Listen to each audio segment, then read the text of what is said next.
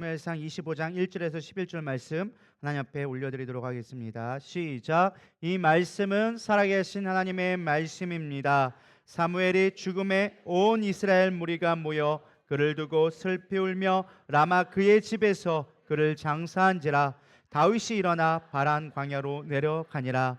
마온에 한 사람이 있는데 그의 생업이 갈멜에 있고 심히 부하여 양이 3,000마리요 염소가 1,000마리이므로 그가 갈멜에서 그의 양털을 깎고 있었으니 그 사람 이름은 나발이요 그의 이름의 아내는 아비가일이라. 그 여자는 총명하고 용모가 아름다우나 남자는 완고하고 행실이 악하며 그는 갈렙 족속이었더라.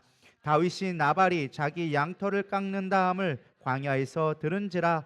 다윗이 이에 소년 10명을 보내며 그 소년에게 이르되 너희는 갈멜로 올라가 나발에게 이르러 내 이름으로 그에게 문안하고 그 부하게 사는 자에게 이르기를 너는 평강하라. 내 집도 평강하라. 내 소유의 모든 것도 평강하라. 내가 양털 깎는 자들이 있다함을 이제 내가 들었노라. 내 목자들이 우리와 함께 있었으나 우리가 그들을 해하지 아니하였고 그들이 갈멜에 있는 동안에 그들의 것을 하나도 잃지 아니하였나니 내 소년들에게 물으면 그들이 내게 말하리라.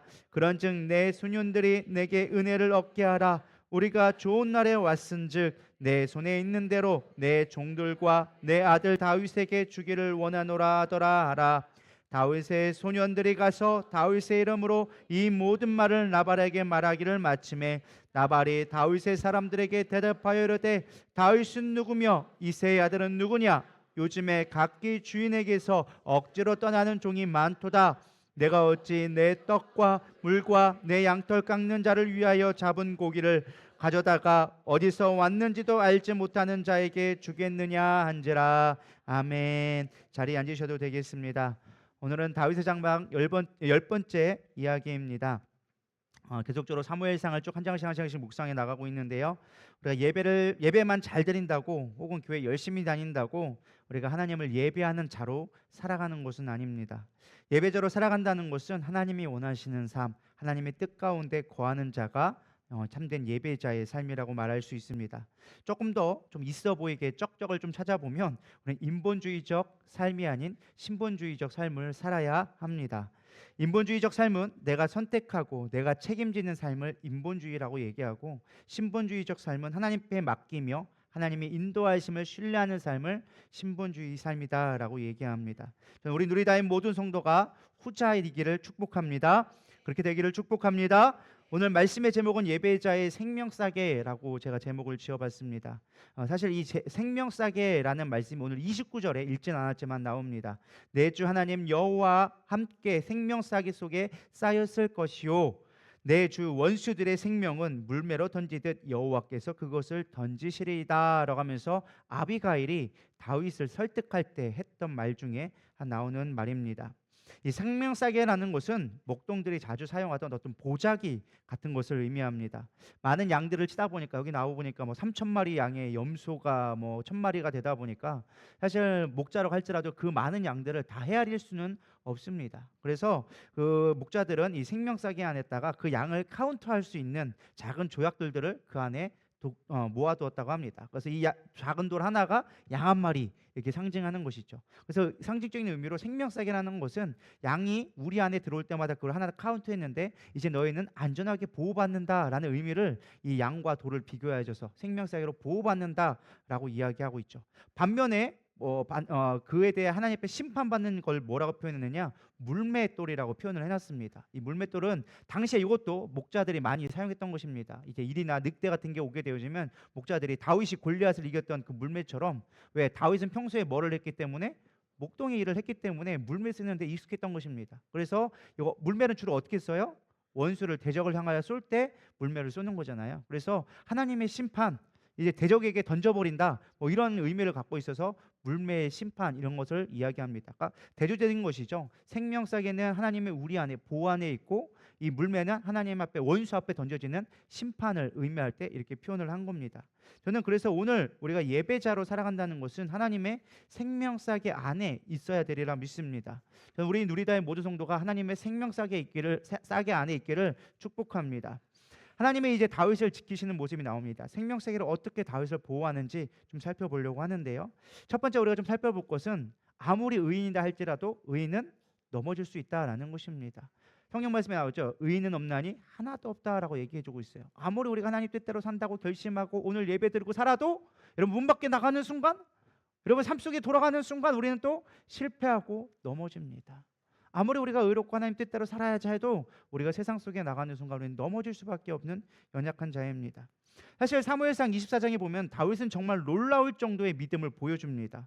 다윗이 엔게디 광야에 숨어 있었잖아요. 동굴에 숨어 있었는데 사울이 전쟁을 블레셋과의 전쟁이 끝나자마자 다시 군대를 소집해서 다윗 한 사람 잡겠다고 3천 명에 되는 군대를 끌고 옵니다. 끌고 왔는데 사울도 볼일을 보러, 사울도 인간인지라 볼일을 받았는데 그렇다고 사람들 쫄병들 다 있는데 볼일을 볼 수가 없잖아요. 그래서 동굴에 들어가서 이제 본래 볼일을 보게 되어졌는데 다윗이 때마침 그 동굴에 깊숙한 곳에 숨어 있었네. 근데 그거를 발견한 다윗의 이제 부하들이 다윗에게 얘기하는 거죠. 때는 이때다. 지금 우리가 3천 명과 싸워서 이길 수는 없지만 지금 사울 혼자가 있으니 우리가 지금 빨리 없애버리자. 이건 하나님이 주신 기회다.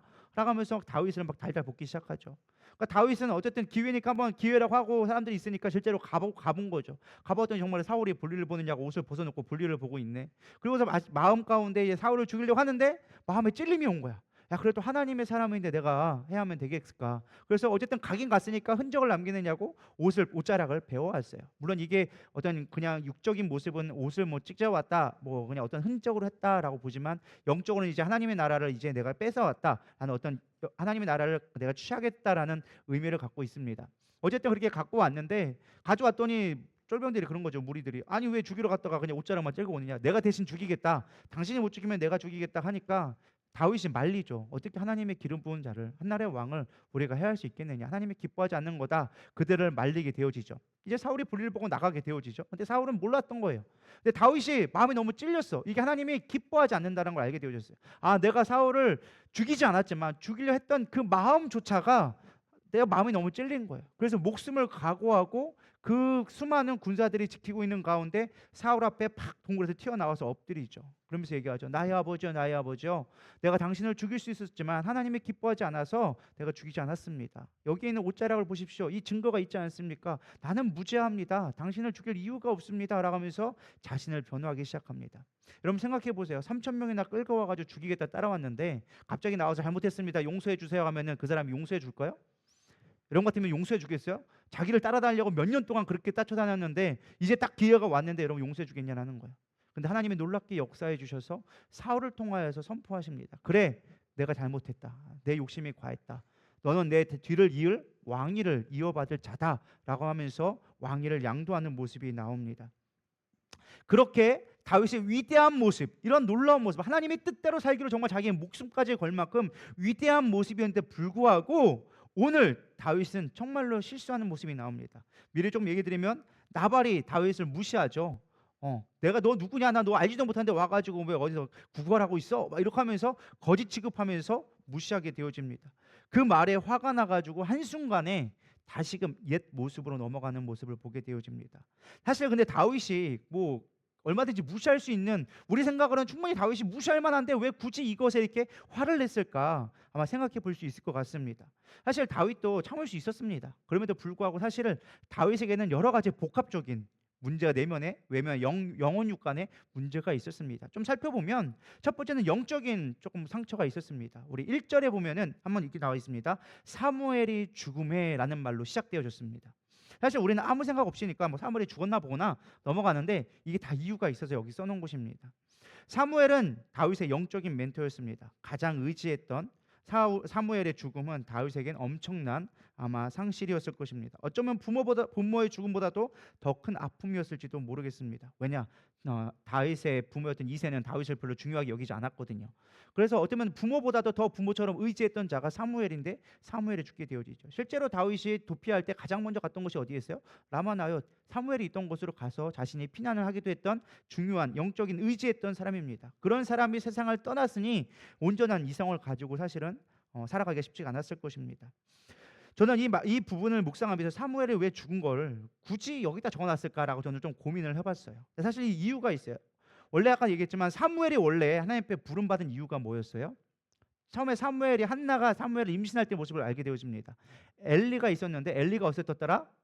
눈이 어두웠더라. 성경에서 어떠한 몸의 표현을 할 때는 실제적으로 육체적인 것도 있지만 영적인 상태를 표현할 때 그렇게 많이 표현합니다. 쉽게 말하면 뭐요? 한 나라의 제사장, 하나님의 나라를 이루어갈 제사장조차도 영적 눈이 어두워져서 하나님을 보지 못하는 영적인 어둠이 있게 되어졌을 때 하나님은 사무엘, 마지막 이스라엘의 사사로서 사무엘을 세우셔서 하나님의 나라를 세우기를 원하셨다라는 것입니다. 그래서 사무엘의 목적은 무엇이냐? 하나님의 나라를 세우는 자를 기초를 닦는 게 사무엘의 사명이었어요. 그래서 처음에 사람들의 막 추천을 받아서 사울을 왕으로 추대하게 되나요?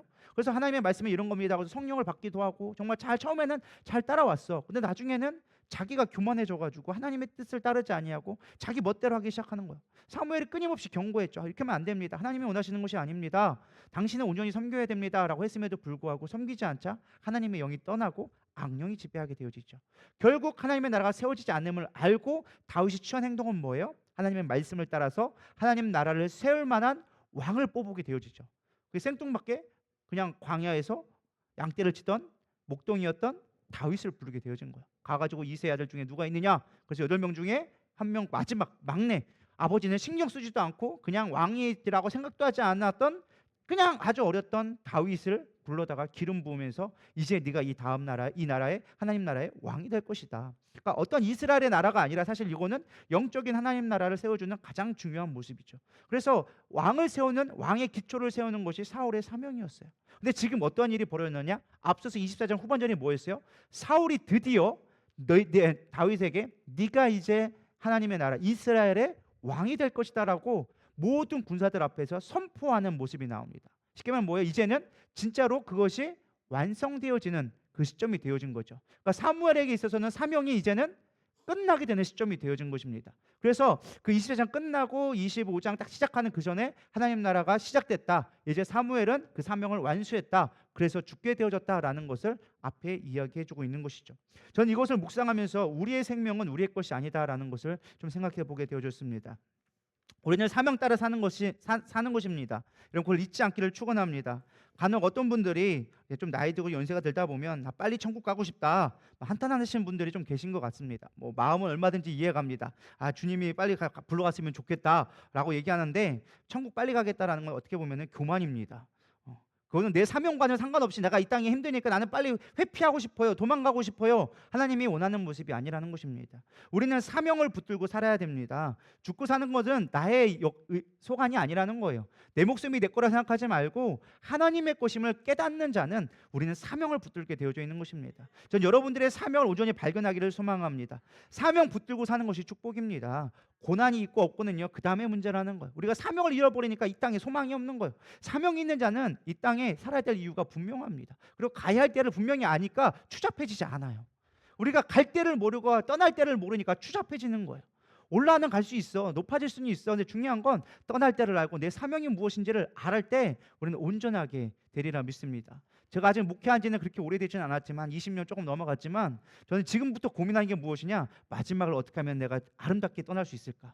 저는 지금부터 그 고민을 해요. 목회 제가 앞으로 하면은 뭐 한 20년 더 할 수 있겠죠. 아직도 한창 때긴 한데 저는 20년을 지금부터 준비하는 거예요. 저는 여러분의 인생 가운데도 준비할 수 있는 믿음이 됐으면 좋겠습니다. 그 준비한다는 건 뭐예요? 내가 어떻게 얼마를 벌어가지고 내가 재산을 얼마큼 쌓아가지고 뭐 내가 얼마큼 명예를 얻어야지 이게 아니라는 거예요. 여러분 내가 무엇을 위해 살아가고 내 완성되어진 사명이 어디까지인지를 아는 것이 지혜인 것입니다. 그렇게 되기를 축복합니다. 사실 모세도 건강했습니다. 눈이 어둡지 않았다. 그의 힘이 쇠하지 않았다라고 성경은 이야기해주고 있습니다. 그럼에도 불구하고 사명을 다하니까 하나님이 데려가셨어요. 성경은 기록한 게 그것입니다. 사명대로 사는 거예요. 우리가 사명대로 이끌어가기를 소망합니다. 어쨌든 다시 본론으로 돌아와서 다윗은 영적인 가장 큰 상실을 경험함으로 사실 1차적 위기가 왔어요. 근데 두 번째 또 무너진 이유가 있죠. 육적인 문제가 있었어요. 사람이 먹고 사는 것만큼 사실 중요한 것도 없습니다. 우리에게 가장 큰 고민거리가 그것이죠. 다윗의 딸린 식구가 지금 몇 명이었습니까? 600명이나 있었죠. 아둘람굴에서 400명이 시작되어서 늘어서 600명이 넘는 식소를 다윗이 책임져야 했습니다. 여러분 우리가 주일마다 한 끼 먹는 것도 사실 쉬운 일이 아닙니다. 그렇죠? 한 끼 먹는 거 사실 우리는 좋은 식재료가 있고 좋은 주방이 있음에도 불구하고 이 인원이 먹는 것만 해도 만만치 않아요. 근데 600명이 조리기구가 있는 것도 아니고 뭐 피난민들이 뭐 조리기구가 있으면 얼마나 있겠습니까? 기껏해야 장작불에 뭐 구워 먹는 정도의 수준이겠죠. 근데 그런 게 600명이 몇 끼마다 그걸 해결해야 되는 거예요. 광야에서. 이거는 거의 전쟁과 같습니다. 생존의 일이기 때문에 쉬운 일이 아니라는 거예요. 사실 리더에게 있어서 최고의 숙제는요, 잘 먹이는 것입니다. 예수님도 베드로에게 마지막 명령이 무엇입니까?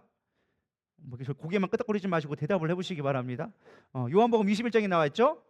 요한을 시모나 내가 나를 사랑하냐 물어보시면서 내 양을 먹이라. 예수님의 마지막 명령도 다른 게 아니었어요. 야, 믿음 키워줘라, 뭐 열심히 가르쳐라 이렇게 하지 않으셨어. 잘 먹여, 잘 먹여. 그게 네가 해야 될 사명이야. 너는 교회의 기둥이야. 너는 내가 너를 통해서 교회를 세우기 원해 하셨을 때 예수님이 부탁하신 게 내 양을 먹이라, 내 양을 치라, 또 내 양을 먹이라 얘기했어요. 여러분, 육신의 양식도 먹여주고 영의 양식도 먹일 수 있는 저 여러분 되기를 소망합니다. 그래서 목사의 무엇보다 중요한 사명은 무엇이냐? 양질의 말씀을 여러분 가운데 잘 먹이는 게 일이에요. 여러분들이 먹고 안 먹고는 여러분들에게 달린 일이고, 제 책임은 최대한의 양질의 성경 말씀을 그대로 본문에 있는 그대로 하나님의 말씀을 그대로 잘 전달하는 게 저에게 주어진 저는 사명이라고 믿습니다. 뭐 설교를 엄청 잘하는지는 모르겠지만 저는 그걸 위해서 참 많이 노력은 한다고 저는 생각합니다. 그것만큼은 성실하려고 한 것 같습니다. 어쨌든 어떤 분들이 좀 너무 어렵지 않냐 뭐 이렇게 하시는 분들이 있는데, 제가 더 요리를 또 잘해볼 수 있도록 기도해 주시기 바랍니다. 어쨌든 요리를 잘해야 되잖아요. 성경 말씀이라는 재료가 있으면 이걸 요리를 잘 할 수 있게끔 그 본연의 맛을 내면서 요리를 잘하고, 제가 요즘에 흑백 요리사를 보고 있는데 너무 재밌더라고요. 요리를 막 하고 싶다라는 생각이 들 만큼 나도 저거 한번 해봐야지 하는데, 저는 성경을 요리하는 자거든요. 저도 요리사랑 비슷하지 않나. 그래서 어떻게 여러분들이 맛있게 먹게끔 만들까 그런 고민하는데, 어쨌든 여러분들이 여러분들도 교회 안에서 목자나 우리 직분자들이 우리가 말씀을 잘 먹일 수 있는 저 여러분 되기를 축복합니다. 어쨌든 다윗은 광야에서 600명을 먹는 식소를 챙기는 것이 상당히 부담이 됐던 것 같아요. 근데 다윗이 어떻게 그 많은 600명들을 먹일 수 있었느냐? 사실 다윗이 취했던 방법이 하나 있습니다. 그것은 무엇이냐? 당시 좀 문화를 이해해야 되는데, 주변에 있는 양떼를 치는 사람들이나 어떤 그 마을을 보호해주는 역할로 다윗이 갖고 있는 건 뭐예요? 자원을 활용한 거예요. 자기는 지금 뭐가 있어요? 군사력은 있어. 왜? 자기가 천부장하고 백부장했을 때 따라왔던 그들이, 그 군사에 있던 사람들이 대부분의 따라왔던 사람들이란 말이죠. 그러니까 군사에 있어서, 힘에 있어서는 그래도 자신이 있어. 싸움 좀 할 줄 알아. 속된 말로 싸움을 할 줄 아니까 뭐라는 거냐? 오늘날 말하면 좀 깡패와 비슷한 건데, 이 지역 내가 좀 나야버려, 내가 지켜줄 테니까 나한테 조금 세 좀 걷어, 뭐 이런 느낌으로 보면은 조금 비슷할 것 같기는 해요. 조금 영적으로는 안 맞을 수도 있겠지만, 어쨌든 자기가 그 지역에 있는 사람들을 지켜주고 보호해줌으로 말미암아 그 사람들로부터 약간씩 이제 보수를 받았던 것 같습니다. 그게 어떻게 있느냐? 다윗이 그일라 사람들도 도와주죠. 블레셋 사람들에게 고통받는다는 말을 듣고서는 그일라 지방에 가서 그 사람들을 도와주죠. 물론 그 사람들이 나중에 다윗을 배반하긴 했지만 어쨌든 도와줬던 일들을 했던 것 같아요. 오늘 본문에서도 마찬가지입니다. 마온 지역 사람들을 지키고 보호했다고 나옵니다. 7절에 보면 내 양털을 깎는 자들이 있다함을 이제 내가 들었노라. 내 목자들이 우리와 함께 있었으나 우리가 그들을 해하려 하지 아니하였고 그들을 갈멜에 있는 동안에 그들의 것을 하나도 잃지 아니하였나니. 그들의 것이 뭐예요? 양과 염소를 지켜줬다는 것이죠. 지켜줬다는 거예요. 15절도 나와 있습니다. 그 종들, 나발의 종들도 똑같이 얘기합니다. 그 사람들이 우리를 매우 선다하였으므로 우리가 다치거나 잃은 것이 없었으니 우리가 양을 지키는 동안에 그들이 우리와 함께 있어 밤낮 우리에게 담이 되었음이라. 담이 되었던 건 뭐예요? 지키는 보호막이 되었다는 거예요. 밤새 지켜줬다는 거예요. 21절 다윗도 얘기합니다. 이자의 소유를 광야에서 지켜 그 모든 것을 하나도 손실이 없게 한 것이 진실로 허사라. 우리가 쓸데없는 뻘짓했구나. 이렇게 얘기하고 있는 것이죠.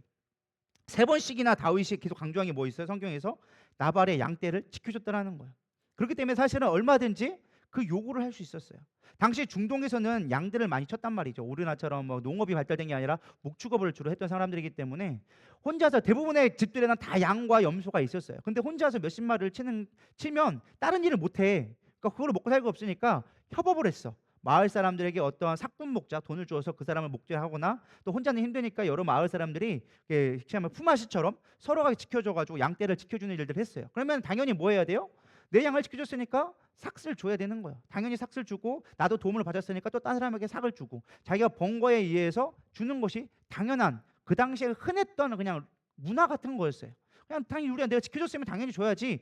이거는 뭐 누가 그거 갖고 뭐 엄청나게 달라고 정해진 액수가 있는 것도 아니고 자기가 주고 싶은 만큼 주는 게 당시에 그냥 문화였습니다. 그러니까 당연히 다윗도 내가 너의 양떼를 지켜줬으니까 네가 주고 싶은 만큼 나에게 줘라라고 요청할 수 있는 것이죠. 뭐 내가 너한테 달러 뭐 100만 원 줘 이게 아니라는 거죠. 네가 주고 싶은 만큼 줘라고 부탁을 한 거죠. 근데 사실은 나발이 그거를 거절을 하게 되어지죠. 또 하나의 좀 배경이 있습니다. 4절에 보면 나발이 자기 양털을 깎는 다음을 들었다라고 얘기하고 있습니다. 양털 깎는 게 뭘까요?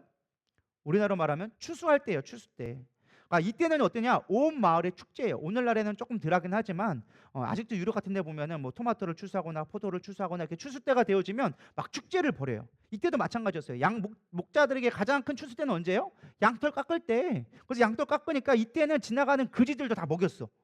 지나가는 그지들도 먹일 만큼 축제를 즐기고 이건 우리에게 주신 축복이다. 하나님이 주신 축복이다 하면서 불우한 자를 거지라도 덮는 것이 당시의 문화였어요. 특히 지금 이 사람들은 어디에 있어요? 갈렙 사람이라고 얘기해주고 있어요. 하나님을 섬기는 자들이었어요. 그러니까 당연히 섬기는 것을 최고의 우선으로 유대인들의 이스라엘 사람은 지금도 마찬가지인데 자기들은 못 먹을지언정 가난한 자를 돕는 것이 최고의 하나님의 영광을 나타내는 의라고 생각했어요. 지금도 그것도 미덕이라고 보고 있는 것이죠. 그러니까 가난한 자를 돕는 건 당연한 거였어요. 그러니까 다윗이 와가지고 도와달라고 얘기했을 때 그냥 너희들도 먹어라고 하는 게 당연한 일이었어요. 근데 다윗이 우리에게 먹을 거 좀 주면 안 돼? 우리도 같이 함께 즐기면 안 돼? 라고 얘기했더니 난 네 몰라 왜 와가지고 우리 걸 먹으려고 그래 하면서 거절한 거죠. 이거는 당시의 문화로서는 완전히 개무시한 거예요. 쉽게 말하면 개보다도 못한 사람으로 여기게 되어진 것이죠. 또 세 번째는 무엇이냐? 다윗의 태도를 보면 알 수 있어요. 6절에 보면 그 부하게 사는 자에게 이르기를 너는 평강하라, 내 집도 평강하라, 내 소유의 모든 것이 평강하라고 하면서 축복을 빌어줬어요.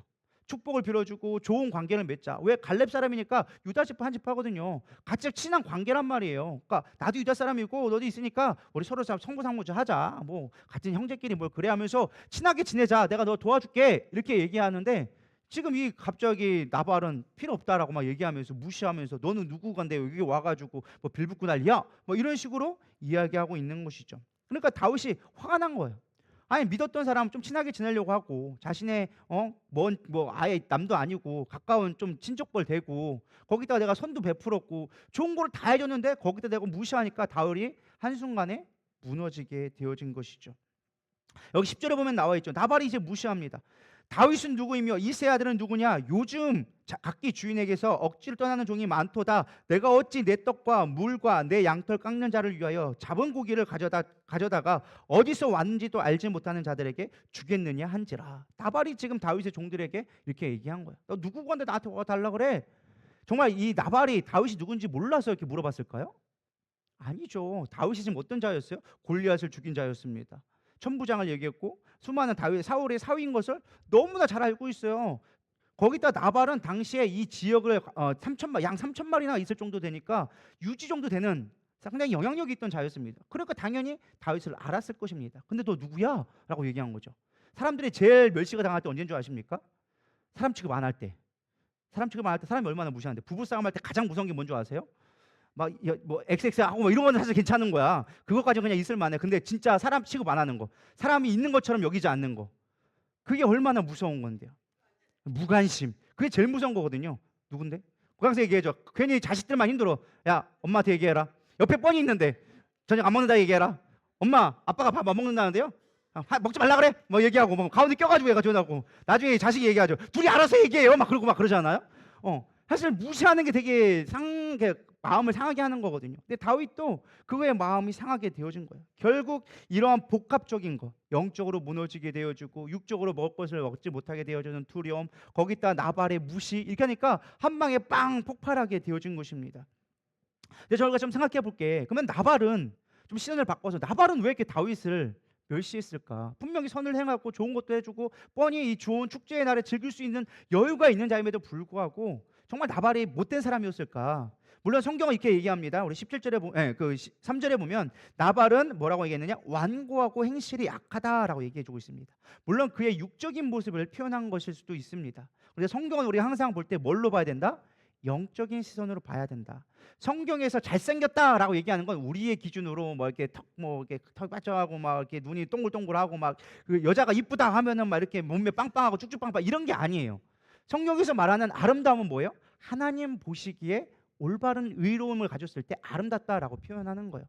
여러분 성경에 보면 있잖아요. 솔로몬의 이제 아가에서에 보면 구스연이 나오잖아요. 여러분 구스연이 우리가 모르니까 그렇지 물론 흑인이 예쁘긴 합니다. 제가 보니까 흑인도 이쁜 사람은 진짜 이쁘긴 한데 흑인이었거든요. 근데 거기 성경에서 뭐라고 하냐, 개다리 장막처럼 생겼다, 빼빼 말라고 그냥 뼈다귀만 잔뜩 있는 여인인데 성경에 볼 때 뭐라고 해서 솔로몬 볼 때 아름다운 여인이다 막 그러면서 막 온갖 아름다운 표현은 다 하죠. 뭐 내 두 유방은 뭐 어쩌고 하고 막 거의. 그래서 원래 옛날에는 아가서가 19금이었대요. 너무 야하게 묘사되어가지고. 근데 그걸 조금 이제 완화시켜가지고 올리긴 했지만 어쨌든 성경에서 얘기하는 그 자체는 어떤 육적인 모습을 얘기하는 것이 아니라 영적인 모습을 얘기하는 거죠. 특별히 나발을 뭐라고 얘기하느냐? 완고하고 행실이 약하다. 물론 그의 행실이 약할 수도 있습니다. 근데 여기서 표현하는 건 그의 성품, 하나님 보시기에 어떠한 모습인가를 보여주는 거예요. 분명히 유대 사람이고 갈렙 지파인 거 보면 하나님을 섬겨야 올바른 자였는데 그가 하나님 보시기에 온전하게 행하지 않았다는 거죠. 완고했다는 표현이 성경에 어디서 나오죠? 출애굽했을 때 바로 왕에게 하나님이 쓰셨던 표현이 완고했다는 표현이 나왔어요. 그의 마음을 완악하게 하사 이스라엘 백성들을 출애굽하지 못하게 막았다라는 거죠. 왜요? 하나님의 뜻을 이루기 위해서, 하나님의 어떤 계획을 이루기 위해서 일부러 바로의 마음을 완악하게 하사 하나님이 하나님 되심을, 그들의 이스라엘 백성들이 하나님을 온전히 알지 못하니까 하나님이 어떠한 하나님을 알게 하기 위해서 10가지 재앙들을 통하여서 이스라엘 백성 훈련시키는 목적으로 바로의 마음을 완악하게 했다라고 성경은 가르쳐주고 있습니다. 그러니까 영적이라는 거예요. 지금 나발은 하나님 보시기에 완악하다, 하나님의 뜻을 이루기에 원치 않는다, 대적하는 자다, 행실이 약하다라는 것도 그게 하나님이 보시기에는 올바르게 행하지 않고 있다라는 표현을 하고 있는 것이죠. 또 다윗의 종의 나발을 묘사하는 모습이 나옵니다. 우리 17절에 보면 주인은 불량한 사람이라라고 얘기해주고 있어요. 그러니까 쉽게 말하면 우리 전도사가 저한테 맨날 욕하는 거죠. 그모 전도사가 이 목사님은 맨날 놀기만 하고 우리한테 일 다 시키고 아주 그냥 이렇게 하는 거 똑같은 거예요. 그러니까 종이 지금 주인을 욕하는 게 이게 말이 잘 됩니까? 그럼 잘려야지 벌써. 그렇죠? 올바른 모습이 아닌 거예요. 근데 여기서 불량하다라고 말이 나오는 게 그냥 육적으로 불량하다라는 의미가 아니라 영적인 의미를 갖고 있어요. 이 말을 원어로 보면 베리알의 아들이란 뜻이 있어요. 베리알은 뭐냐? 사탄. 하나님을 대적하는 자를 얘기할 때 베리알이라고 얘기해주고 있어요. 그러니까 사탄의 아들이다, 하나님을 대적하는 자의 자손이들이다라고 이야기할 만큼 얘기하고 있는 것이죠. 그러니까 여기는 그냥 있는 것처럼 보여도 사실은 영적인 의미를 담고 있는 거예요. 지금 나발이 하나님 보시기에 옳지 않은 대로 행하고 있다라는 어떤 영적인 표현. 겉으로는 그가 완악하고 고집세고 부자고 막 자기밖에 모르는 것처럼 보이지만 그게 아니라 영적인 것이다라고 이야기해주고 있습니다. 그러면 왜 나발은 그토록 다윗을 미워했을까? 사실 정치적인 의미가 있습니다. 나발은 사실 그쪽 그 지역에, 이 갈렙 지역에 어떤 유지를 했던 사람이에요. 그러다 보니까 사울하고 정치적인 어떤 동맹 과정이 있었다라고 학자들은 보고 있습니다. 그래서 어떤 식으로 얘기하죠? 10절에 각기 주인에게서 억지로 떠나는 종이 많도다. 이게 뭐예요? 주인은 누구예요? 사울이고 종은 누구예요? 다윗을 얘기한 거예요. 근데 억지로 떠났다라는 것은 지 맘대로 떠났다, 그래서 너는 처벌받아야 돼라고 이야기하는 것을 이야기하고 있는 것입니다. 쉽게 말하면 네가 지금 정치범이야 라고 얘기하는 것이죠. 거기다 지금 이 앞에 사건을 이 나발은 알았어요. 다윗이 도망갈 때 아비멜렉의 제사장 집에 잠깐 거하게 되어지죠. 거기서 떡을 먹고 골리앗의 칼을 차게 되어지죠. 근데 그때 그걸 본 도액이 그것을 고발하게 되어집니다. 그로 인하여서 아비멜렉의 집에 있는 모든 사람 80명이 다 몰살당하게 되어져요. 다윗을 도와줬다는 이유만으로. 그러니까 지금 이 사건을 나발도 알고 있는 거예요. 지금 내가 다윗을 도와주면 내가 나중에 사울에게 엄청난 정치적인 혹은 집안이 몰살당할 수 있는 위험이 있겠다 생각이 들어서 다윗을 무시하여져서 쫓아내기 시작하려고 일부러 주지 않았던 거죠. 쉽게 말하면 제 살 길을 찾았다라는 거예요. 그런데 사실 육적으로는 나발이 그렇게 악한 사람이라고 우리가 판단하기가 좀 애매해요. 제 살 길 찾은 거니까 얼마든지 그럴 수 있다라는 것이죠. 그러나 중요한 건 무엇이에요? 하나님 보시기에는 옳지 않은 모습이었다라고 이야기해주고 있는 것입니다. 결국 일어나서 다윗이 한 방에 무너지게 되어집니다. 아까도 얘기했지만 24장에 그렇게 의롭게 하나님의 영광을 위해 뜻을 위해 살기로 작정했던 다윗이 또다시 육적인 모습이 튀어나오기 시작합니다. 그게 13절에 나옵니다. 다 같이 읽어보겠습니다. 시작. 다윗이 자기 사람들에게 이르되 너희는 각기 칼을 차라 하니 각기 칼을 차매 다윗도 자기 칼을 차고 400명 가량을 데리고 올라가고 200명은 소유물을 곁에 있게 하니라. 이게 그냥 읽어보니까 아무 생각 없이 다윗이 그냥 칼을 뽑았다, 뭐 그냥 공격하러 가려나 보다, 무기를 들었나 보다 생각할지도 모르겠어요. 근데 성경은 그냥 쓰여진 게 하나도 없다고 제가 말씀드렸잖아요. 다 목적이 있어 쓰여졌어요. 단어 하나도 그냥 쓰여진 게 아니에요. 다 목적이 있고 영적인 의미를 갖고 있어요. 이 칼을 뽑았다라는 의미를 여러분 어떻게 생각하십니까?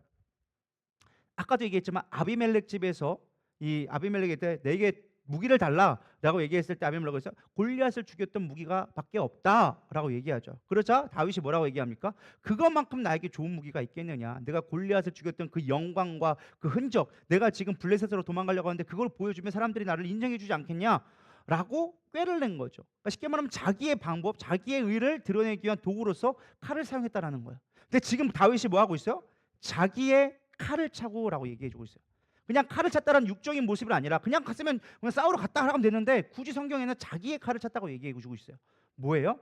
자기의 힘을 의지하기 시작했다라는 거예요. 하나님의 방법을 의지하는 것이 아니라 하나님을 예배하는 자로 살아가는 자가 아니라 지금 어떤 모습으로 있어요? 내 힘을 의지하려고 순간에 여러 가지 물론 상황은 이해갑니다. 넘어질 수밖에 없는 상황인 걸 알아요. 그럼에도 불구하고 하나님은 그거를 기뻐하지 않았다라는 것을 강조해주고 있는 거예요. 너는 지금 네 생각을 또 다시 살려고 그래? 네가 그 아둘람 동굴에서 네가 작정했잖아. 내가 하나님밖에 나를 도울 자가 없다고 네가 작정했잖아. 근데 이제 와서 다시금 네가 네 힘을 의지하려고 그래? 네가 400명 군사가 있다고 지금 네가 이 나발을 없앨 수 있다고 네가 충분히 그럴 만한 자라고 생각하고 있는 거야? 그것이 옳지 않음을 얘기해 주는 것이 자기 칼을 찾다라는 것입니다. 야고보서 1장 19절에서 20절은 얘기합니다. 내 사랑하는 형제들아 너희가 알지니 사람마다 듣기는 속히하고 말하기는 더디하며 성내기도 더디하라. 사람이 성내는 것이 하나님의 의를 이루지 못함이니라. 아멘. 우리는 감정을 잘 다스려야 되리라 믿습니다. 다윗이 이제 하나님의 나라의 왕이 될 만큼 준비가 되어지자 사단이 가만히 있지 않은 거. 이 뒤에는 영적인 싸움이 있는 거예요. 지금 사단이 끊임없이 나발이라는 이름으로 나발을 통하여져서 사단이 역사하기 시작하는 거죠. 우리의 마음을 흔드는 거예요. 우리도 마찬가지예요. 하나님의 영적인 것을 취하게 되어지면 사단은 우리의 마음을 끊임없이 공격하기 시작하는 거예요. 여러분들의 약점을 건들고 잃어버리게 만들고 안 되게 만들고 살짝 긁고 약점 긁고 내 자존심을 살짝 긁는 것들이 여러분 주변에 많다니까요. 별로 아멘들이 없으신데요. 사단이 그렇게 우리를 교묘하게 하는 거예요. 이 나발이 저는 사단의 모습이 아닐까라고 생각하게 되어졌습니다. 여러분 우리 다니엘 기도 중이잖아요. 사단이 가만히 있을까요? 아니 가만히 있지가 않아요. 이들은 끊임없이 우리를 흔들려고 공격해 옵니다. 영적으로 육적으로 혼적으로 끊임없이 우리를 공격해 오는 거예요. 사실 저도 엊그저께 금요일날 좀 영적인 공격을 받았습니다. 제가 막 목요일날 여러분들은 뭐 알아듣지 못했겠지만은 제가 열심히 영적인 설교를 했잖아요. 막 혼자 흥분돼가지고 막 혼자 막 감동돼가지고 이걸 깨닫다니 내가 하면서 막 하나님 나에게 놀라운 지혜를 주셨냐면서 혼자서 막 기뻐하고 있는데 중요한 건 금요일날 갑자기 경찰이 왔었어요. 시끄럽다고 민원이 들어왔다고. 그래가지고 제가 가가지고 제 신분증 보여주고 전화 보여주고 잘못됐다고 하고서는 하고서는 빨리 돌려 보냈죠. 사실 그때는 별거 아니라고 생각했어요. 뭐 한두 번 있는 일도 아니고 그거 와서 민원했다고 뭐 얼마나 되겠어? 그래서 넘어가고서 안 신경 썼는데 마귀는 제 마음을 흔들어 놓기 시작하더라고요. 괜히 걱정하게 만들고 걱정하다 보니까 갑자기 저도 모르게 이런 생각이 든 거예요. 아 목회가 뭐지? 여기 왜 하는 거지? 이런 생각이 들기 시작하는 거예요. 그러니까 이게 전혀 상관없지만 마음에 공격하기 시작하면 이런 한없는 쓸데없는 생각들이 우리를 지배하기 시작한다니까요. 그러면서 괜히 마음 가운데 무거워지고 마을 사람들이 미워지기 시작하는 거야. 저것들 내가 어떻게 원수를 갚지? 막 이러면서 주차 한번 잘못해봐라 내가 이를 갈고 있으리라 막 이렇게 하면서 막 이런 생각들이 막 떠오르기 시작하는 거예요. 이게 이해가 되시나요? 그러니까 뭐 제가 저들이 떠든다고 뭐 고발할 수 있는 것도 아니고 뭐 그렇다고 뭐 할 수 있는 방법이 없잖아. 주차 한번 잘못해봐라 그냥 내가 어떻게든 내가 아작을 내리라 막 이렇게 하면서 막 이런 쓸데없는 생각들이 막 저를 계속 공격하기 시작하는 거예요. 막 제 안에서 그런 분노 이런 것들이 억울함 이런 것들이 막 떠오르기 시작하는 거예요. 그러다 보니까 은혜가 임할까요? 은혜가 안 임하죠. 하나님의 뜻을 이룰 수가 없는 거예요. 제 안에 끊임없이 공격되는 그것들 제가 이기려고 얼마나 싸웠는지 아침에 산에 올라가도 그게 막 마음이 하룻밤을 지났는데도 진정이 안 돼가지고 얼마나 축사를 하면서 제가 올라갔는지 그래서 내려오면서 삼삼오오 얘기하면서 목회라는 게 참 쉽지 않다 이렇게 푸른 하늘에 하면서 막 이런 얘기하면서 내려왔거든요. 한참을 정말 축사를 했던 것 같아요. 그렇게 한참을 하고 나니까 조금 마음이 평안이 찾아오더라고요. 여러분 마귀는요 끊임없이 우리에게 정말 예상치 않은 곳에서 막 공격이 치고 온다니까요. 우리가 예상한 거로 공격해오면 그래 쳐라 이렇게 하겠죠. 내가 예상한 건 여기였는데 갑자기 뒤통수 빡 때리네. 그럼 이때부터 정신이 혼미해지기 시작하는 거예요. 마치 다윗이 사무엘이 죽고 자신이 당연히 도와줄 거라 사람들이 배신 때리고 막 이런 것들을 하게 되어지면 고난에 빠질 수밖에 없는 거예요. 여러분 영적인 나발을 주의하기를 축복합니다. 사단은요 끊임없이 우리를 공격해 온다니까요. 여러분 사람들도 믿지 마세요. 믿었던 사람이 때린다니까요. 다윗은 나발을 믿었어. 같은 사람이라고 같은 지역이라고 믿었단 말이죠. 도와줄 거라 생각했단 말이죠. 도와줄 때라고 생각했단 말이죠. 근데 안 도와주고 배신 때리는 거야. 여러분 그런 영적인 나발을 주의하시고 깨어있기를 소망합니다. 근데 하나님은 이 다윗이 무너지는 걸 원치 않으셨어요. 왜? 이미 시험에 통과했거든. 이미 그렇게 사울 앞에서 그 자신을 죽이려 했던까지도 용서하게 만드는 그 하나님의 마음, 하나님의 일하심을 믿는 자에게 통과됐기 때문에 다윗이 무너지는 걸 원치 않으셨어요. 그래서 누구를 보내시느냐? 영적인 아비가일을 보내주기 시작하는 거예요. 아비가일을 보내셔서 내가 생명싸게로 너를 보호한다라는 것을 우리 가운데 보여주기 시작하는 거예요. 아비가일이 급하게 소식을 듣게 되어집니다. 지금 다윗이 이렇게 공격해 오려고 합니다. 종들의 이야기를 듣고 급하게 이제 막 준비하게 되어지죠. 아비가일이 누구냐? 나발의 아내였습니다. 나중에 다윗의 세 번째 부인이 되어지죠. 첫 번째 부인이 누구였죠? 미갈이라고 사울의 그때 정략 결혼을 하게 되어지죠. 물론 미갈도 다윗을 사랑했지만 이제 다윗이 도피차가 되어지자 버리고 가자 이제 사울이 누구죠? 여기 이름을 제가 적어놨는데 발라실에게 다시 시집을 보냅니다. 그래서 그냥 파혼이 되어버리죠. 그리고 두 번째 이제 도피하는 가운데 이제 이스라엘 아히노암이라고 블레셋에서 이제 두 번째 결혼을 하게 되어집니다. 그리고 이번이 세 번째 결혼한 세 번째 아내 왕비가 되어지는 이제 아비갈이 되어지죠. 지혜로운 자라고 성경은 그를 얘기해주고 있습니다. 지혜로운 여인이요 보기 아름다운 여인이다. 물론 얼굴이 이뻤을 수도 있습니다. 그런데 성경은 뭘 얘기하는 거다? 그의 마음의 지혜로움과 하나님 보시기에 아름답다라는 것을 이야기하는 거죠. 아마 하나님 앞에 신실하게 기도했던 자였을 거고 하나님이 다윗을 이끌어간다라는 것을 목도했던 여인인 것 같았습니다. 그래서 급하게 그 소식을 듣고 다윗이 지금 뭐 때문에 삐진 거예요? 어쨌든 먹는 것 때문에 삐졌으니까 먹는 것을 가지고 달리기 시작합니다. 나오자 급히 떡 200덩어리와 포도주 두 가죽 부대와 잡아서 요리한 양 5마리와 볶은 곡식 5스와와 건포도 100송이와 무화과 뭉치 200개를 가져다가 나귀에게 싣고 소년들을 이르되 나를 앞서가라 나는 너희 뒤에 가리라 하고 그의 남편 나발에게는 말하지 아니하리라. 18절 19절에 이야기해주고 있어요. 사실 언뜻 보면 우리가 이 양을 모르지만 이 양이 어마어마한 양이에요. 양을 5마리나 잡았어요.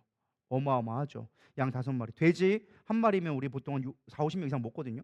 그러니까 양 여기다가 뭐 떡덩이 200거리였지만 피자 200판 갖고 가 똑같은 거예요. 피자 200판 가져가고 막 이렇게 어마어마한 거죠. 제가 이거 다 언뜻 보아도 상당한 음식의 양인데 제가 생각한 건 그거예요. 왕비가 되려는 사람은 뭐가 달라도 다르구나. 손이 보통 큰 게 아니에요. 할렐루야. 믿음의 사람은 좀 배짱이 커야 되리라 믿습니다. 과용하라는 말이 아닙니다. 하나님의 일에는 베팅할 용기가 좀 필요하다는 것입니다. 우리 담임 목사님이 키는 작고 땅따라한 것처럼 보이지만은 모든 목회자가 인정하는 여장부지 않습니까? 배포 하나만큼 웬만한 남자들보다 훨씬 크죠. 그래서 아비가일을 좀 닮지 않았나 그런 생각을 좀 해보게 되어졌습니다. 여러분 큰 일을 벌일 때 이런 좀 배포가 있어야 되리라 믿습니다. 하나님의 일, 하나님의 하시는 일에는 우리가 좀 배포가 좀 손이 좀 커야 되리라 믿습니다. 막 계산하고 하면 성경 말씀 뭐라고 했어요? 너희들이 계수한 만큼밖에 복을 못 받는다. 이 아비가일은 지금 얘기하는 거예요. 배포 크게 그냥 쪼잘하게 그냥 뭐 땅한 떡 줘가 떡만 하나 준비해가지고 어떻게 허기 달려 그게 아니었어요. 마음이 상했으니까 그냥 염소 5마리 막 쏴고 막 포도에 임하고 막 자기에게 막 엄청난 축복을 먹을 수 있을 만큼 풍성한 잔치를 벌일 수 있을 만큼 베푸는 것이죠. 그렇게 해야 되리라 믿습니다. 또 중요한 원칙 중에 하나가 무엇이냐? 나발에게 말하지 않았다라는 거예요. 저는 여기에 중요한 원칙이 있다고 좀 믿습니다. 하나님의 일을 할 때는요 사람을 의지하지 말아야 되는 거예요. 특별히 방해할 만한 사람들하고는 상의하지 마세요. 제가 목회를 하면서 깨달은 게 무엇이냐? 할 만한 사람하고 이야기해야 돼. 괜히 안 되는 사람 갖고 씨름해봐야 발전이 없어. 그래서 여러분들 하기 싫으면 그냥 하지 마세요. 억지로 와가지고 막 불평하고 이래서 안 되고 저래서 안 되고 하면은 그냥 셧다운 마우스 딱 닫고 그냥 혼자서 알아서 그냥 하시면 돼요. 할 만한 사람하고 함께 일을 하는 거예요. 생각 보세요. 아브라함도요 이삭을 바칠 때 사레와 상의하지 않았어요. 얼마나 자신의 아내를 끔찍하게 여겼어요. 그리고 얼마나 귀한 아들이에요. 근데 그 아들을 바칠 때 상의하지 않고 몰래 갔어. 왜? 말하면 방해할 거 뻔하니까. 하나님을 할 때에는요 우리가 그렇게 상의하지 않아야 돼요. 물론 사람의 일을 할 때는 우리가 잘 상의하고 협의하고 회의해서 의견을 통일 이루어야 돼요. 그러나 하나님의 일에는 때로는 우리가 믿음의 결단이 필요하다는 거예요. 그런 결단이 있을 때 하나님도 그걸 보고 역사하시는 거예요. 다윗도 지금 결단을 했잖아요. 목숨 걸고 사울 앞에 나갔잖아요. 그러니까 그가 구원을 받은 거예요. 우리가 믿음의 이런 결단이 있기를 축복합니다. 여러분 기생 라합을 보세요. 출애굽 이후에 여리고성을 점령하기 위해서 정탐꾼이 여리고성에 들어갔습니다. 근데 기생 라합이 이스라엘 정탐꾼인 걸 알았어요. 그들이 막 쫓기고 있는 걸 알겠어요. 그래서 몰래 자기의 목숨을 걸고 숨겨주시죠. 당시에 라합은 기생이었어요. 지금으로 하면 창녀죠. 창녀니까 사실은 뭐 사람들이 얼마나 하겠습니까? 근데 그럼에도 불구하고 믿음의 결단을 내리니까 그 가정이 살게 되어지고, 사실 창녀가 하나님의 왕족의 이름을 올린다는 건 있을 수 없는 일이에요. 아마 우리 같으면 알아도 뺐을 거예요. 아, 여기 할머니가 증조 할머니가 창녀였대. 그럼 그 이름 몰래 빼버리고 아마 이럴 거예요. 근데 그 족보에 유일하게 기록된 4명의 여성 가운데 한 사람인 이 기생 라합이 그곳에 올라갑니다. 뭐 때문에요? 믿음의 결단 때문에. 그러니까 기생 라합이 그 가족이 구원받을 뿐만 아니라 살몬과 결혼해서 보아스를 낳고, 보아스는 오벳을 낳고, 오벳도 사실 그렇잖아요. 이방 여인하고 결혼했잖아요. 룻하고 결혼해가지고 사실은 오벳을 낳고 이제 다윗의 계보를 잇는 이새를 낳고 다윗의 계보가 나올 수 있는 왕의 계보 가운데 올라가는 축복이 있는 것이죠. 우리의 믿음의 결단이 그만큼 중요하다는 것입니다. 어쨌든 아비가일이 그런 결단을 통하여져서 이제 다윗이 집으로 막 오는 가운데 중간에서 빨리 가서 먼저 먹을 거 보내놓고, 요셉도 그랬잖아요. 야곱도 형이 막 죽이러 올 때 뭐부터 보내요? 일단은 먹을 거 보내요. 선물을 보내놓고 그 다음에 맨 뒤에 가가지고 자기가 가죠. 사는 방법 중에 하나인 것 같아요. 이게 좀 지혜인 것 같아요. 어쨌든 그렇게 해서 당시 다윗을 설득하기 시작합니다. 근데 설득하는데 23절부터 31절까지 아비가일이 다윗에게 하는 말이 나오는데 무려 주여라는 말을 20번 이상 합니다. 이 짧은 구절에 거의 한 절에 보면 내 주여 내 주여 내 주여 내 주여 막 네다섯 번씩 나와요. 그만큼 다윗을 철저히 높였고 다윗을 인정했다라는 것을 우리가 알 수 있습니다. 근데 언뜻 보면은 아비가일이 한 말처럼 보이지만 사실 이 가운데 하나님이 일하신 걸 우리는 볼 수가 있습니다. 사실 이 아비가일은 뭐 예언자도 아니고요, 뭐 엄청나게 뛰어난 뭐 그게 신령한 것도 아니고 뭐 하나님의 일을 하는 선지자도 아니었어요. 근데 이 하는 말이 단순한 달변가처럼 얘기하는 것이 아니라 하나님이 하시고자 하는 예언이 이 안에 숨겨져 있습니다. 26절에 보면은 뭐라고 나와 있느냐, 내 주의 손으로 피를 흘려 친히 보복하시는 일을 여호와께서 막으셨으니, 지금 뭐 하고 있다라는 거예요? 보복하는 피 흘리는 일을 하나님께서 막으셨다. 이게 아비가일 한 말이지만 지금 누가 막고 있는 거예요? 하나님이 아비가일을 통해서 막고 있는 일을 지금 보여주고 계신 거예요. 내 주의 원수들과 내 주를 헤아려 하는 자들이 나발과 같이 되기를 원하나이다. 생각해 보세요. 지금 지 남편한테 얘기하고 있는 거예요. 하나님을 이렇게 하려고 하나님 앞에 대적하는 자는 나발과 같이 어리석은 자입니다. 하나님이 해하실 겁니다. 자기 남편을 두고 얘기하는 거예요.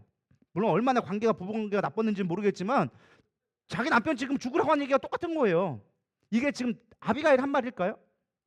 아비가일이 그냥 다윗을 달래려고 하는 말처럼 보일지 모르겠지만 하나님이 하시고자 하는 일을 계획하면서 예언의 말씀을 주시다는 것입니다. 28절 얘기합니다. 내 여종의 허물을 용서하여 주시옵소서. 여호와께서 반드시 내 주를 위하여 든든히 집을 세우시리니, 집을 세우는 게 뭐예요?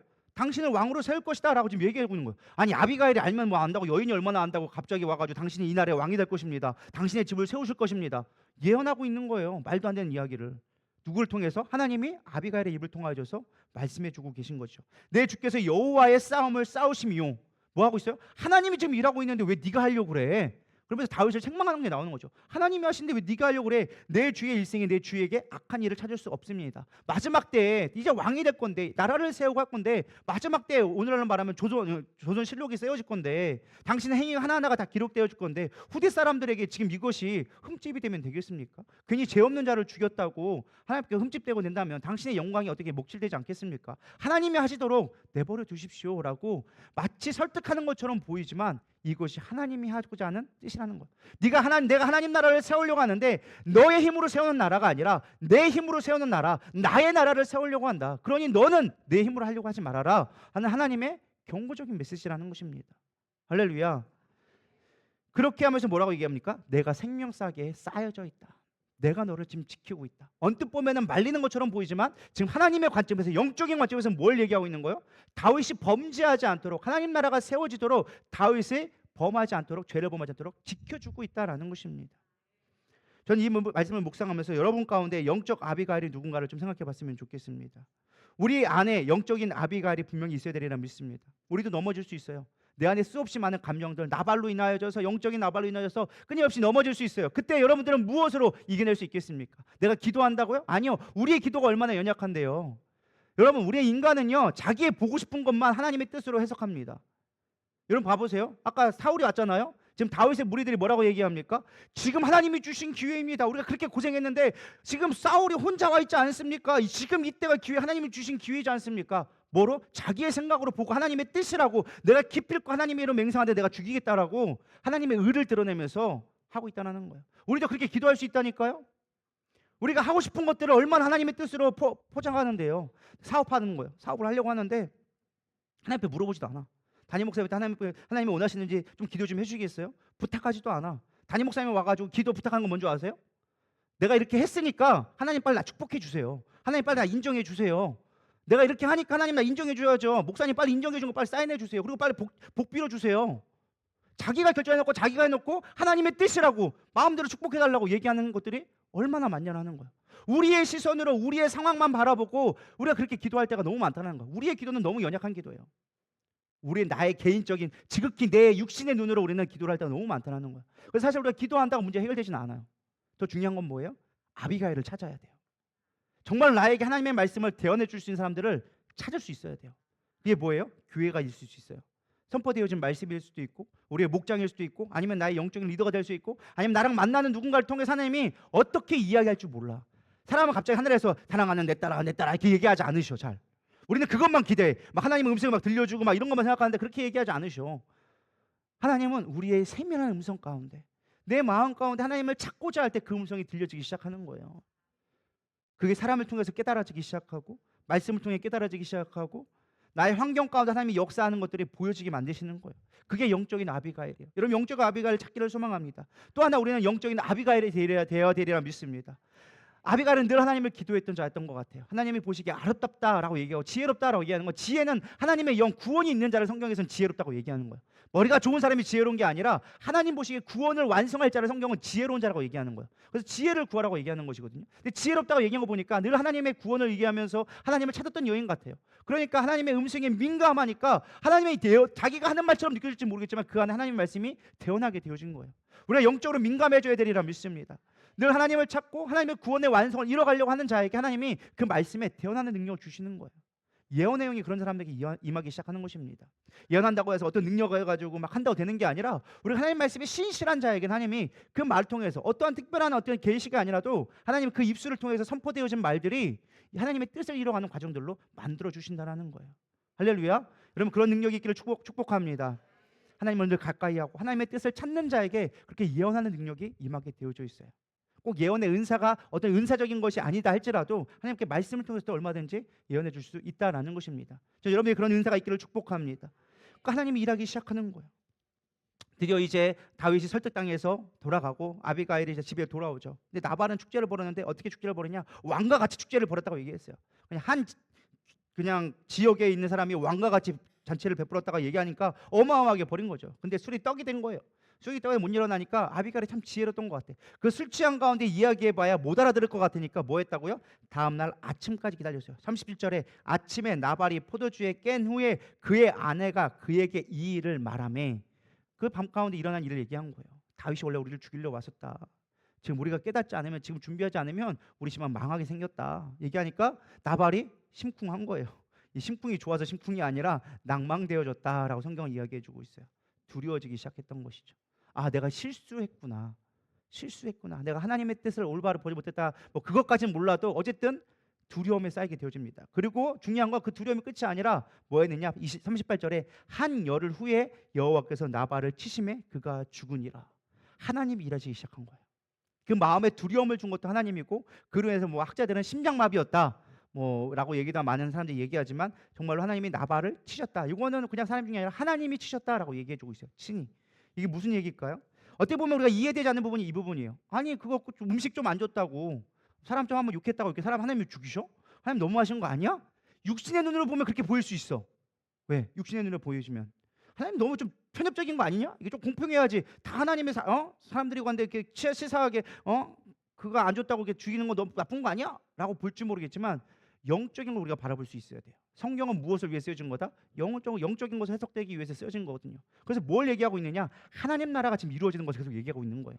지금 계속적으로 흘러가는 이야기가 뭐예요? 다윗이 어떻게 하나님의 나라를 세워가는 그 왕의 모습이, 세워지는 모습이 기록되어져 있는 거거든요. 사울의 모습 가운데도 그 옷자락을 벤 것도 너의 왕이 될 것이다. 사무엘이 죽은 것도 왕을 세우려고 하는 것이다. 지금 다윗이 하는 이 행위도 왕으로서 네가 체면 살아야지, 네가 하나님의 나라가 되어야지, 네가 세운 나라가 되지 않느냐? 그렇게 얘기하고 있는 것이죠. 지금 이 얘기는 뭐예요? 하나님의 나라를 가로막는 자, 하나님은 그거를 가만히 내버려 두지 않는다라는 거예요. 하나님을 대적하는 자, 그런 하나님을 가만히 내버려 두지 않는다라는 어떤 엄위한 하나님의 그 모습을 지금 여기 보여준 것입니다. 단지 육적으로 다윗에게 뭘 거 안 줬다, 좀 치사하게 굴었다, 이런 것 때문에 죽이신 하나님이 아니라 하나님 나라의 대적자로서, 하나님 나라를 막는 자로서 그를 제거했다라는 것입니다. 우리는 영적인 눈이 깨어 있어야 되리라 믿습니다. 나발은 미련한 자, 어리석은 자라는 뜻입니다. 우리 가운데 영적인 나발을 제하기를 축복합니다. 우리 안에 미련함으로 말미암아 하나님 나라를 대적하는 일이 없기를 소망합니다. 육적인 작은 것 때문에 소홀하지 않기를 소망합니다. 나의 유익 때문에 영적인 나발이 되지 않기를 축복합니다. 우리는 아비가일이 되어야 돼요. 영적인 아비가일. 하나님의 말씀에 지혜롭고 하나님의 뜻을 구하며 사람의 영혼들을 살리고 하나님 나라를 바라볼 수 있는 그런 저 여러분 되기를 축복합니다. 말씀을 정리하려고 합니다. 저는 로마서 12장 21절을 묵상하게 되어졌습니다. 악에게 지지 말고 선으로 악을 이기라. 저 예전에 이 말씀을 묵상했을 때는요, 악한 자들이 왔을 때 내가 착하게 해야지라고 제가 이해했었습니다. 저들이 나를 공격하고 나를 좀 서운하게 하고 억울하게 만들어도 내가 그거를 원수 갚지 말아야지, 내가 그들에게 오히려 선을 베풀어야지 라고 묵상을 했어요. 아마 대부분의 여러분들이 다 그렇게 이해하고 있을 것입니다. 하나님이 깨달음을 주시더라고요. 아들아, 그게 아니다. 선으로 악을 이기라는 건 네가 착하라는 게 아니야, 네가 의로워지라는 게 아니야, 네 의를 드러내라는 것이 아니야. 내가 선이야. 내가 일하는 걸 너는 보라니까. 네가 이기려고 하지 말고, 네 힘으로 이기려고 하지 말고, 내가 하나님됨을 나타낼 테니까, 내가 선임을 드러낼 테니까 내가 악을 이기는 것을 너는 목도해. 이게 선으로 악을 이기라는 거예요. 근데 우리는 늘 착각하고 있어요. 내가 뭘 해보겠다라고. 내가 참아야지. 아우, 남편 저거 어떻게 못 찍었는데, 내가 저거 어떻게 못하는데. 그게 아니라는 거예요. 여러분들이 착해지라는 그런 의미가 아니에요. 우리가 착각해요. 그렇게 내가 착해져야지, 막 화가 여기까지 올라오는데 내가 참아야지, 참아야 돼, 참아야지, 막 이렇게 하고 있단 말이에요. 그걸로 하나님의 의가 이루어지는 게 아니라는 거예요. 착각하지 마세요. 우리는 하나님이 일하시게 하셔야 돼요. 하나님이 일하시게 만들어야 돼요. 그 마음을 녹이는 것도 하나님이에요. 사울의 마음을 움직이신 것도 하나님이셨어요. 물론 다윗의 결단이 필요했겠죠. 하나님 앞에 정말 하나님이 기뻐하지 않는 것에 대해서 내가 결단할 수 있는 믿음이 분명히 필요하죠. 그러나 진짜 하나님이 원하시는 건 네가 착한 게 아니야, 네가 노력하는 게 아니야, 내가 일할게. 아비가일을 통해서 이렇게 말씀하셨고, 결국 다윗은 손에 칼을 들지 않고도 뭐 했습니까? 나발은 죽게 되어주고, 결국에는 그의 재산 모든 것이 다윗의 것이 되어졌어요. 그 뒤에 보면 이제 다윗과 아비가일이 결혼하는 모습이 나옵니다. 근데 뭐 이렇게 쉽게 결혼할 것 같으면 세상에 뭐 김봉사님 아마 망할 것 같아요. 너무 쉽게 결혼했어요. 뭐라고 얘기했어요? 다윗이 갑자기 들으면 내 마음에 드는데, 지혜로운 것 같은데, 나랑 결혼할래? 그러니까 아비가일은 냅둔, 방금 전에 남편 죽었어. 근데 하는 말이 좋아요, 내가 따라갈게요 막 한 거예요. 인간적으로 보면 아비가일은 참 지중 없는 그런 여인처럼 보일 수가 있어요. 근데 이게 그런 의미가 아니죠. 우리 영적으로 바라봐야 돼요. 하나님의 지혜를 어떻게 만드시는지. 사실은 거기에는 뭐 여러 가지 문화적 배경이 있겠죠. 어쨌든 지금 나발은 엄청 부자였잖아요. 그럼 제 상속의 1순위가 누굴까요? 원래 자식에게 가야 되는데 내가 볼 땐 자식이 없었나 봐. 그러니까 아비가일이 그 상속권의 1순위가 되어지는 거야. 사실 아비가일은 먹고 살만했어. 먹는 것 때문에 사실은 다윗과 결혼한 게 아니에요. 근데 그는 계산을 한 것 같아. 만약 이 상태로 있으면은 다윗이 맘먹고 작정하면 그 집안을 뺏을 수 있을까 없을까요? 얼마든지 뺏을 수 있다는 걸 아마 작정했던 것 같아요. 그러니까 다윗이 나랑 결혼할래? 라고 얘기한 거를 뭘로 한 거예요? 내가 살 수 있는 기회를 준다라고 생각했던 것 같아요. 그러니까 어떤 그냥 좋아서 결혼한 게 아니고 어떻게 보면 자기가 살려고 결혼한 걸지도 모르겠어요, 육적으로 본다면. 근데 아비가일은 결혼합니다. 그러니까 다윗이 지금 뭐하게 되어진 거예요? 나발의 모든 재산이 한순간에 법적으로 자기 것이 되어진 거예요. 법적으로. 하나님 그렇게 정의롭게 일을 만들어 가십니다. 우리의 힘과 우리의 능력으로 어떤 내 노력이 아니라 하나님 앞에 순종하고 말씀에 순종하며 선으로 악을 이겨나가기 시작할 때, 하나님이 일하신 걸 바라봤을 때 하나님 놀라운 축복을 우리를 회복시켜 주시는 거예요. 순간은 억울할 수 있어요. 순간은 낙담할 수 있어요. 순간은 그 순간순간 분노가 치밀을 수 있어요. 저도 그래요. 수없이 분노가 치밀어 올라와요. 그래도 우리는 하나님이 일하시게끔 하나님의 선하심을 드러내는 것, 그것이 참된 예배자의 모습이고, 그것이 하나님이 함께하는 자의 모습이고, 하나님이 우리를 그렇게 지키고 보호하고 계시다라는 거야. 저는 이 말씀을 묵상하는데 너무 감동이 됐어요. 그렇구나. 나는 알지 못했지만 하나님은 그렇게 나를 지금 생명사기로 지키고 계시구나. 우리는 믿음의 눈이 없어서 보지 못하는 거예요. 근데 하나님은 보이지 않는 그 순간에도 우리 가운데 일하고 계시는 거예요. 우리가 범죄하지 않도록, 우리가 죄짓지 않도록, 하나님 나라가 하나님 방법으로 이루어질 수 있도록 우리를 지키시고 보호하고 계시는 거예요. 근데 우리는 그걸 몰라요. 내가 잘나서 그런 줄 알고, 내가 잘했다고, 내 의를 드러내려고, 내 힘을 과시하려고 살아갈 때가 얼마나 많은지. 그럼 이제 믿음으로 나가기를 소망합니다. 영적인 아비가일을 찾으시고 들을 귀를 달라고, 열려라 에바다 들릴지어다. 우리 에바다의 그 열린 믿음의 눈을 가지고 하나님의 말씀을 듣게 하시고 하나님의 뜻을 보게 하시고 하나님 나라를 바라볼 수 있도록 인도하여 주시옵소서. 그렇게 기도할 수 있는 저 여러분 되기를 소망합니다. 우리 이 시간 찬양하시고 우리 기도할 텐데요, 주는 완전합니다. 우린 날마다 실수하고 넘어질 수밖에 없어요. 그러나 주는 완전하시기에, 주는 우리를 향하여 하나님의 은혜를 주시기에 넘어지지 않고 우리의 믿음을 가기를 소망합니다.